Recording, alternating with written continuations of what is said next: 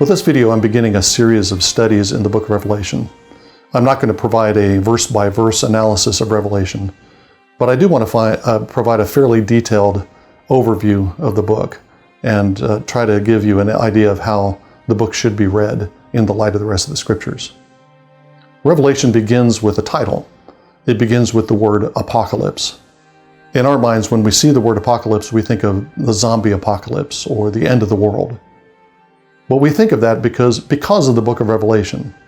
When John wrote the book of Revelation, because the book of Revelation didn't exist already, that's not what the word meant. The word apocalypse simply meant an uncovering or an unveiling. The Greek word kalupto means to hide, and apokalupto means to take away, take out of hiding, or to reveal secrets, disclose things that are hidden. And that's what Revelation is designed to do. Revelation, the title, is a good translation of the first word of the book, apocalypse. That word apocalypse is part of a phrase that begins the book, the apocalypse of Jesus Christ. That phrase is ambiguous. It could mean that Jesus Christ himself is disclosing secrets, that he's telling things that are hidden. Or it could mean that Jesus Christ is himself the thing that is hidden, who is being disclosed and unveiled in the course of the book.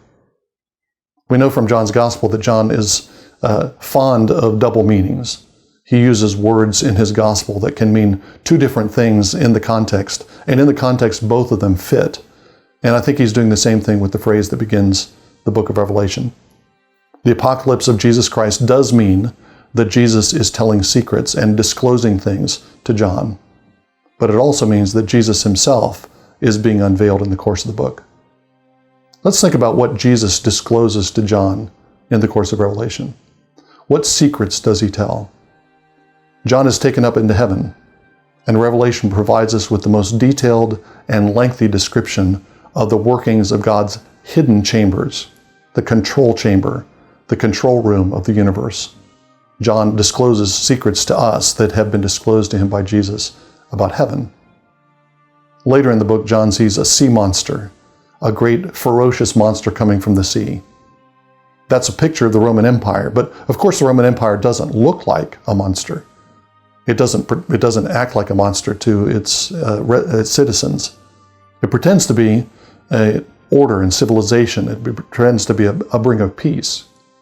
But Jesus tells John the secret and shows John the secret of the Roman Empire, that it is in fact a great sea monster that's devouring the saints. John sees a woman in the desert. This is the city of Jerusalem. She's named Babylon in the book of Revelation. Of course, Jerusalem didn't think of herself as a prostitute, as this feminine city is. But John sees the secret about Jerusalem, that Jerusalem is in fact a prostitute that has gone after other gods rather than the God of Israel.